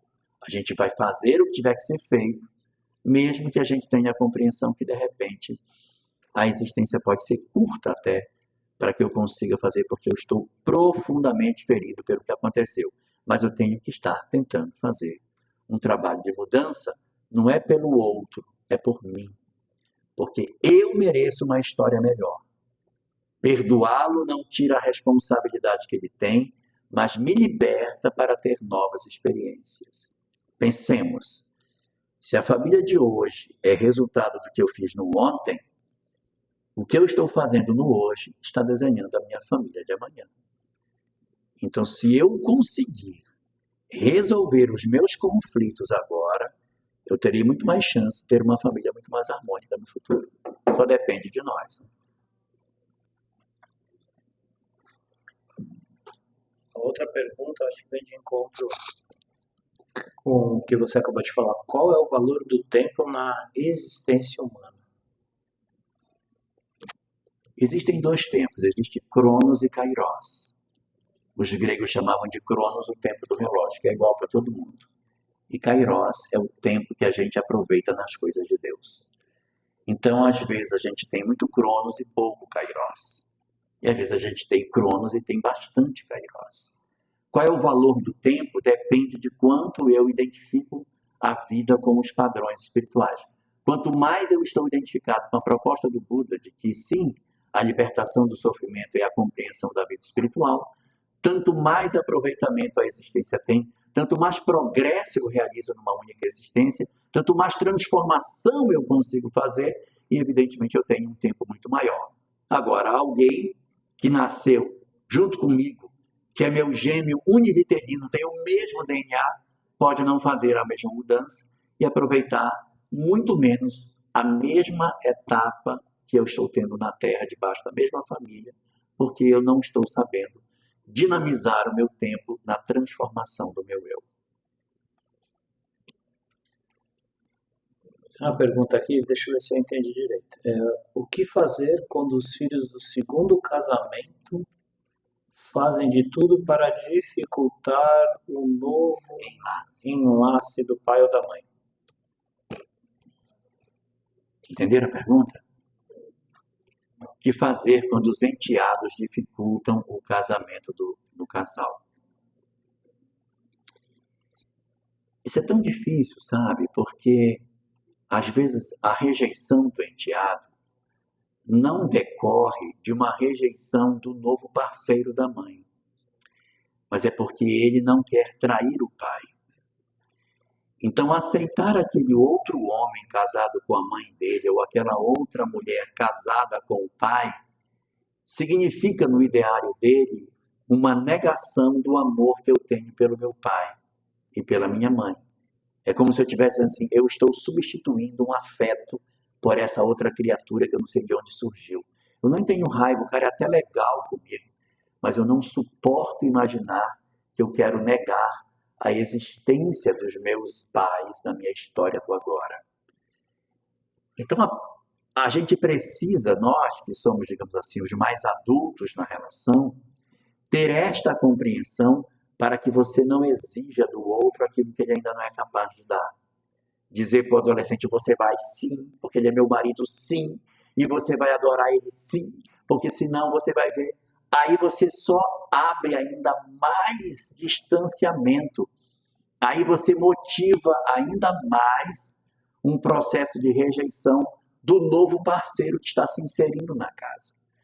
Então, a leitura que os pais devem fazer quando percebem esse movimento é desarmar isso ao invés de exigir que o outro tenha uma conduta que eu esperaria que ele tivesse. E a gente precisa ser franco com o parceiro, dizer, olha, eu estou sentindo que fulano está reagindo contra você. A gente precisa trabalhar isso de maneira madura. De maneira madura. Então, não querer substituir a figura do pai na cabeça dos enteados é muito importante. Diz, não, seu pai, você vai chamar ele de pai, mas eu não quero pai. Nunca obrigue. A gente nunca pode substituir pessoas por pessoas. Ele não é o pai. Então não diga, ele é seu pai agora. Não, ele não é meu pai, ele é o marido da mulher. Tá? Ele é o marido da minha mãe. Então você chama como você quiser, chama pelo nome. E você precisa criar uma esteira de afeto. Porque se você entra com uma regra antes de entrar com a afetividade, a regra vai ser vista como um autoritarismo. Então, primeiro a gente tem que fazer a ponte. E depois atravessa a ponte. Então, a gente procura fazer com que as coisas diminuam as tensões. Está tendo dificuldade? Marca um lazer conjunto. Faz com que, de repente, a gente participe de maneira mais efetiva da vida que o outro tem. Quem é o mais complicado da história? Então, ele vai ser acolhido primeiro. Existe uma regra na neurolinguística chamada princípio zero da neurolinguística, que diz o seguinte: quem cede está no controle. O menino não aceita o padrasto? Não aceita. Vai assistir o jogo de futebol dele. Torce pelo time dele. Grita na torcida, vai, fulano! Para ir criando espaços de empatia, mas tem que ser verdadeiro, não pode ser falso. Eu vim aqui torcer por ti, tu tá vendo que eu estou torcendo por ti, né? Se você fizer isso, aí você acabou com tudo. Você vai, gosta das coisas que ele gosta, ouve as músicas que ele ouve, gostar das comidas que ele gosta, fazer um processo de estabelecimento daquilo que se chama rapport, que é estabelecer um vínculo de conexão, de identidade. Se você for fazendo isso, você vai despoliciando o outro de enxergar você como sendo diferente dele. E a tendência é que, se você for trabalhando isso, você vai sinalizando para ele que você é alguém que está ao lado dele, você está para ajudar. E você não quer substituir o pai, você não quer substituir a mãe. Você está ali para um processo de aprendizado juntos. E outra, se nada disso der certo, não destrua a sua vida. Porque a gente não é obrigado a que os outros gostem de nós. Nós gostamos dos outros, mas a gente não pode obrigar que os outros nos gostem. Se eles não nos gostam, a gente vai viver uma vida difícil, é verdade. Mas a gente não dá troco, a gente não dá coice, a gente não se vinga. A gente devolve com o bem, devolve com fraternidade e espera que eles amadureçam, que eles cresçam, porque muito em breve esses filhos vão ganhar suas próprias histórias, ganhar suas próprias vidas. E se eu verdadeiramente amo o meu companheiro ou a minha companheira, vale a pena que a gente persevere para que a relação progrida mesmo com a dificuldade com os enteados. Agora, se você estiver numa situação extrema, em que o próprio parceiro também se torna uma pessoa de difícil convivência, e está tudo inflamado, o parceiro não está gostando, os filhos não estão gostando, aí a gente tem que repensar se vai valer a pena, você vai comprar um cavalo de batalha nessa relação. Aí tem que pensar se vale a pena ficar ou não. Mas se a gente tiver o apoio do parceiro, a gente tenta o que puder, sem a esperança de que a gente venha a ser o grande salvador do mundo, o transformador dos enteados, porque pode ser que eles, num processo reflexo de rejeição, nos rejeitem até o final, porque nós somos alguém que está querendo ocupar o lugar do pai e da mãe, e ele não conseguiu amadurecer por ser uma mentalidade infantil. O que determina o tempo do espírito na erraticidade? O tempo do espírito na erraticidade, ele não é definido de maneira rígida, de dizer assim, olha, o espírito tem que passar tantos anos lá. Pode passar mais, pode passar menos. O espírito possui o livre-arbítrio para decidir o tempo que ele permanece do lado de lá. Mas esse próprio tempo, ele vai criando um processo de constrangimento quanto mais o tempo passa. o espírito vai se sentindo incomodado quando ele começa a sentir que ele não está aproveitando o tempo dele, porque do lado de lá da vida, a gente até evolui, mas a velocidade da evolução é menor. Por que é menor? Porque eu não tenho certeza se eu mudei. Eu só tenho certeza se eu mudei quando eu venho para cá. Porque do lado de lá eu digo, não, tá resolvido, não, tá, perdoei, perdoou. Ixi, eu não bebo mais, eu não... Tá lá, meu, como é para beber? Eu não bebo mais, eu não fumo mais. Então vem para cá para ver se não bebe mesmo, passa pro lado de cá. Sabe, eu fico vendo André Luiz, Emmanuel, cheio de conselhos, vem para cá também, passar um pedaço de tempo aqui, para ver como é, né, na transição planetária. Porque é aqui que a vida verdadeiramente mostra o que reside no nosso eu. Então, quando o espírito está na erraticidade, ele se sente muito mais protegido do erro. Porque ele está vendo a imortalidade, ele está vendo a vida após a morte. Quem já leu a obra Memórias de um Suicida já deve ter visto ali a história de Camilo Monteiro, que chega no mundo espiritual com mais 4 companheiros, vai todo mundo reencarnando e ele vai dizer, não, eu sei uma vez, vai que eu vou depois. Aí, não, vai que eu vou depois. Vai todo mundo, ele diz, depois eu vou. Até que chega um ponto, 52 anos no mundo espiritual, que ele já não suportava mais. Ele diz, eu não aguento mais. E ninguém o cobra dizer, cara, está na hora de ir. As pessoas passam o corredor, balançam a cabeça. Mas ele sente a vergonha de ninguém cobrar. Muito doido, né? Todo mundo já tinha reencarnado e os mestres passavam por ele lá, Camilo, tudo bem? Tudo bem. Ninguém dizia, mas ele dizia, eu sinto dentro de mim uma cobrança, porque todo mundo foi, eu sou o único da minha turma. Eu já fiz o curso não sei quantas vezes, já passei por não sei quantas turmas, mas a coragem não vem. Até que no final do livro, vou contar porque o livro é de 1955, era para ter lido. Então aí decide reencarnar. Mas isso é a história de Camilo Botelho, tem gente que reencarna por menos tempo, tem algumas almas muito endurecidas que demoram séculos para poder vir, assim como os muito evoluídos também demoram muito tempo. Não há uma regra. Se a gente pudesse dizer, a gente diria assim, se for muito atrasado, a tendência é demorar muito. Se for muito evoluído, a tendência é demorar muito. Se for mais ou menos, meia boca, vem com mais frequência. Se for uma alma muito perturbada, aí vem logo. Chama-se... É um tipo de encarnação que está contida no livro Memórias de um Suicida, eles chamam de reencarnação imediata. O cara está tão perturbado no mundo espiritual que vai demorar muito para arrumar o sujeito lá. Então manda ele vir logo. Mas ele está todo machucado, o perispírito está todo ferido, todo cheio de problema, manda logo. Ele vai viver pouco, mas ele vai deixar no corpo boa parte das impressões espirituais que ele tem. Então ele vem, faz uma reencarnação imediata, vive pouco tempo, o corpo é todo mutilado, e ele volta para o mundo espiritual sem ter dado baixa do hospital. Ele continua baixado no hospital, só que está encarnado.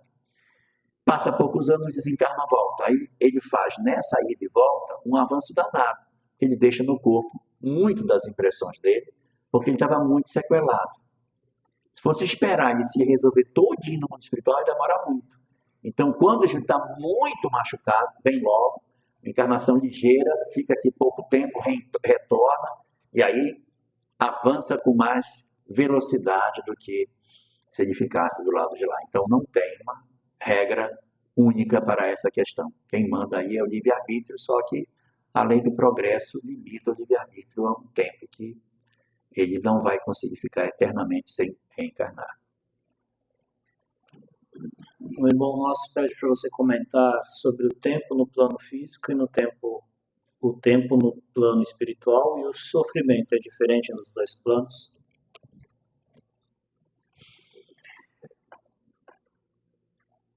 O livro O Céu e o Inferno, capítulo 7 da primeira parte, existe o Código Penal da Vida Futura.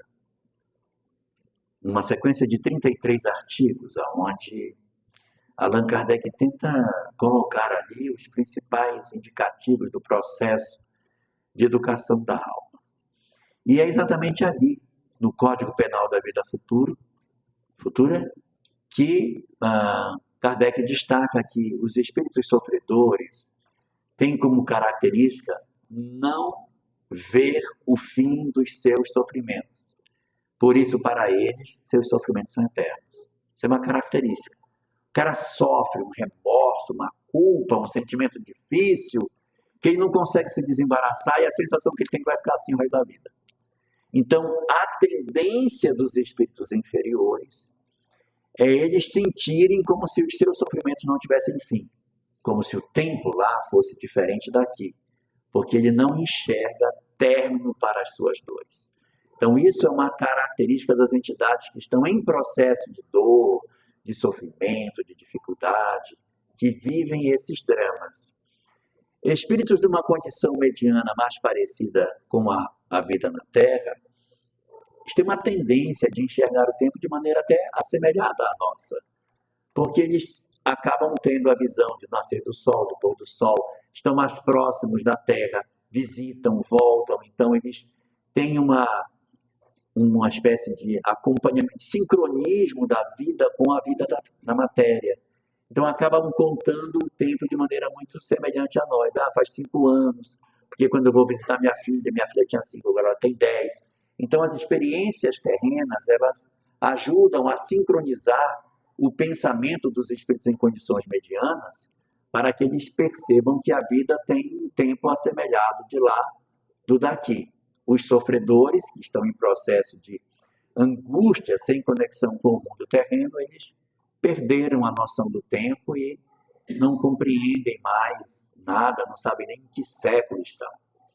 Agora, as entidades superiores, elas têm uma visão transcendente, porque elas anteveem o que vai acontecer, elas percebem o amanhã, então, de certa forma, elas conseguem ver o que irá acontecer com razoável precisão.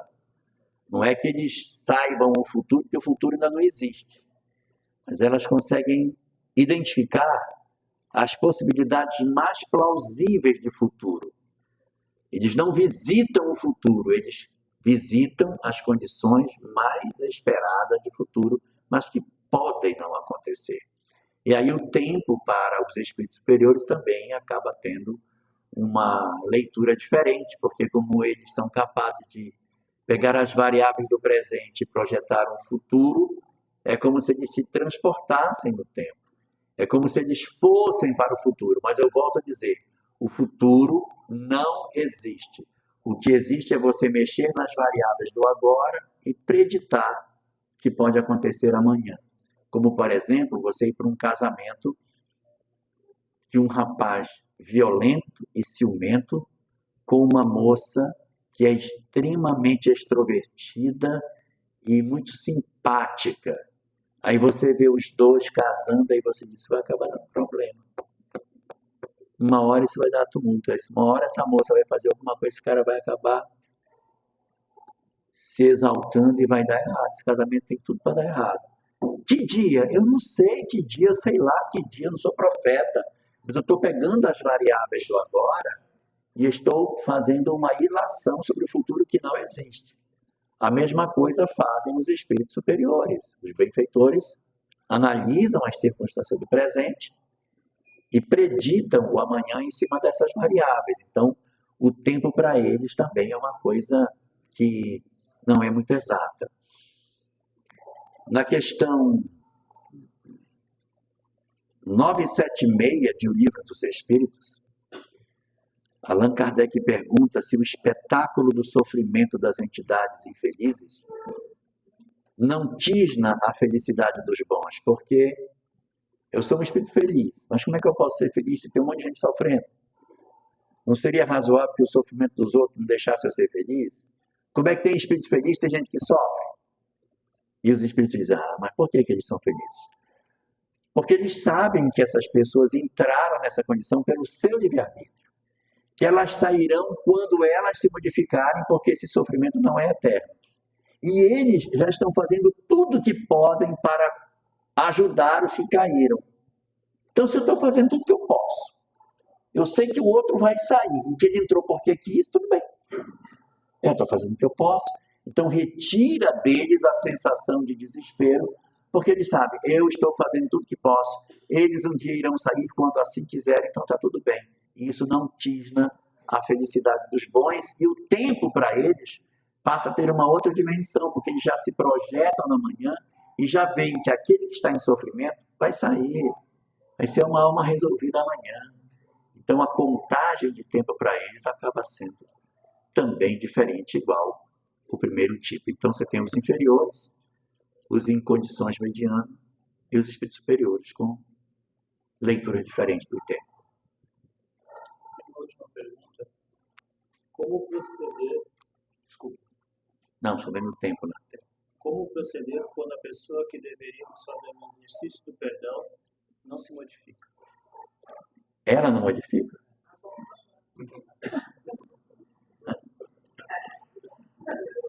Quem respondeu? Você, minha filha. Livro Momentos de Decisão, capítulo 18. É uma mensagem de Marco Prisco chamada Culpa e Resgate. E eu acho que você é a reencarnação do Marco Prisco. Eu lembrei porque você falou a resposta que ele dá. Ele diz assim: se você feriu alguém, procure esse alguém e peça perdão a ela. Se você não pedir perdão a ela, problema seu. Mas se você pedir perdão a ela e ela não lhe der, problema dela. Está escrito lá. Não sei o que estou inventando. Capítulo 18 do Momento de Decisão. Então, nós não temos que guardar a crença de que eu vou resolver a vida do outro. Eu não sei se todos perceberam, mas Deus deu uma alma para cada um, perceberam? Cada um tem uma. Sabe por que cada um tem uma? É para cada um cuidar da sua. Porque eu não tenho poder de mudar o outro. Ninguém tem poder de mudar a vida do outro. Eu só consigo, quando muito, mudar a minha, mas eu não consigo mudar a do outro. Então a gente trabalha o nosso eu. E a gente se mobiliza para perdoá-lo. Se ele não perdoar, não fizer nada para perdoar, ele perde conexão conosco. E numa próxima existência, a gente vai estar num padrão e ele vai estar no outro. Ele não vai, naturalmente, se libertar dos conflitos que ele tem, mas ele vai provavelmente ter outra pessoa no naipe dele para resolver os problemas que ele traz. Quando eu perdoo, eu me retiro da cena. Se ficou confuso o que eu falei, eu vou dar um exemplo. Jesus foi traído por Judas, humilhado por Pilatos, por Herodes, foi sentenciado por Pilatos, foi machucado pelos seus crucificadores, traído também pelos sacerdotes do templo. Todo mundo aprontou com ele, fizeram um monte de maldade com Jesus. Na encarnação seguinte, quando Jesus renasceu, ele foi primo de Pilatos ou foi primo de Herodes? Ele foi irmão de Judas. Como é que foi? Hã? Ele renasceu primo de quem? De ninguém? Mas se ele não nasceu primo de ninguém, como que foi que Pilatos se resolveu? Como é que Pilatos se arrumou? Como é que Judas se arrumou? Problema deles. Então, quando Jesus diz, Pai, perdoa-lhes porque eles não sabem o que fazem, e isso é sincero, não é da boca para fora, ele se retira do cenário. Ele não precisa reencontrar. Nós temos muito uma leitura equivocada e não doutrinária de que quando A machuca B, A deve para B. Ninguém deve para ninguém. Segundo André Luiz, na obra Ação e Reação, se devemos é para a lei e para nós mesmos. Então, quando Pilatos fez o que fez, quando Herodes fez o que fez, quando Judas fez o que fez, ele não machucou Jesus. Ele deveu para a lei e para si mesmo. Então, quando Jesus perdoa, ele se retira da cena. E o mal que está dentro de cada um deles vai precisar ser resolvido. Eu perdoar não tira a culpa do outro. apenas me retira da cena. Então, esse que não se movimentou vai precisar de alguém, eu lá sei quem, para se resolver espiritualmente. Mas não necessariamente mais comigo, porque eu perdoei. E ao perdoar, eu me desobrigo da necessidade de voltar. E para ninguém ficar muito feliz, eu quero lembrar, eu estou dizendo assim, me desobrigo. Não estou dizendo que é impossível voltar, eu me desobrigo. Porque tem vezes que a gente perdoa tão perdoado, mas tão perdoadinho, que a gente diz, me dá de volta a ele. Mas agora vem por amor, não vem por expiação. Vem porque pediu. Vai cuidar dele porque quer. Então não sofre as dores da expiação. Cuida. Você vê às vezes determinadas circunstâncias familiares. Você tem uma mãe que se dedica a filhos tão problemáticos, tão difíceis, e ela cuida daquilo com carinho. Parece que não está fazendo nada. Aquilo para ela é uma coisa maravilhosa. E é uma entidade num processo de sofrimento terrível. E ela cuidando dele. Porque, de certa maneira, alguém que fez muitos equívocos, a mãe pode ter sido uma das vítimas, perdoou tão profundamente, que depois que perdoou, olhou para ele e disse, mas ele é um pobre coitado, gente. Se ninguém quiser ele, como é que ele vai se recuperar? Faz o seguinte, me dá ele de novo. Mas agora eu não quero mais como marido, não. Me dá ele como filho mesmo. Aí ele vem como filho e ela vai cuidar dele, vai ser aquela criança cheia de sequelas, de limitações, que ela vai cuidar. E ela tem um carinho especial, que é o antigo algoz, que agora está sendo cuidado pela vítima. Como diz Emmanuel no livro Paulo e Estevão, quando Ananias vai em busca de Paulo, diz Emmanuel, a ovelha foi buscar o lobo. E é mais ou menos isso. A expressão do amor em que você recebe dentro do ambiente familiar um antigo desafeto que já foi perdoado, mas que você agora, por uma decisão sua, disse, eu quero de novo. Mas muito frequentemente também não vem, perdoa, vai viver novas histórias com um maior elenco de laços de afeto em seu derredor, e aquele que foi tão difícil fica na retaguarda com aqueles que lhe são próprios para continuar o seu processo evolutivo em condições bastante difíceis em termos expiatórios. Queremos agradecer profundamente em nome da Casa Maria Modesto Cravo, pela presença do nobre amigo Jorge Elahá. Já são 5 horas e alguns minutos passados. Antes de passarmos para a prece final dos trabalhos desta tarde, gostaríamos de relembrar alguns convites aqui para todos que aqui se encontram. Ocorrerá dia 24 do 11 o EMEGB 2024. Sintam-se convidados, eu creio que ainda há vagas, e o tema é uma continuação daquilo que a gente está tratando aqui. Tema, tempo, o sentido do tempo em nossas vidas. Né? Então, sintam-se convidados, os seus filhos, netos, todos aqueles que queiram participar, ainda existem vagas para serem preenchidas. Tá, vai ser agora, sábado que vem, né? Domingo que vem, dia 24 do 11, na Casa Esperança, do nosso irmão Gino e da nossa irmã Fátima. Na Casa Esperança. Na Casa Esperança.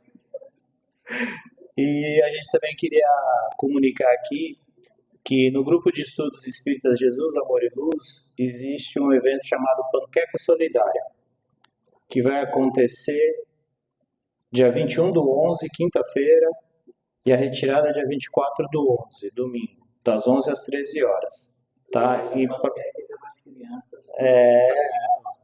já retira as panquecas e vai. A entrega, então, a encomenda até dia 21 e a retirada dia 24, das 11 às 13, tá? Em prol da festa de Natal das crianças do Projeto Amigos do Palminha, que é um projeto bem bacana, que auxilia com leite em pó de criança de 6 meses até 5 anos de idade. Tá bom? Vamos passar para o nosso irmão Marcos Henrique. que fará a prece final da primeira parte dos trabalhos. Vamos novamente unir os nossos pensamentos em oração a Jesus. Mestre amado, obrigado, Senhor. Que bênção, que alegria estarmos aqui. Que alegria termos recebido tantos ensinamentos. Os teus ensinamentos através do nosso irmão Jorge Elahá. Abençoe sempre, Senhor, não somente a nossa vontade, a nossa energia e o Mestre também, para que possamos sempre termos o aproveitamento do tempo, aproveitarmos esta dádiva da encarnação, para podermos sempre evoluirmos ao recebermos esses ensinamentos e aproveitarmos no dia a dia, em todas as ocasiões. Obrigado, Mestre. Obrigado a todos os espíritos amigos por ter nos permitido, por estarmos aqui. E abençoe o retorno aos nossos lares, com muita paz e alegria. Que assim seja.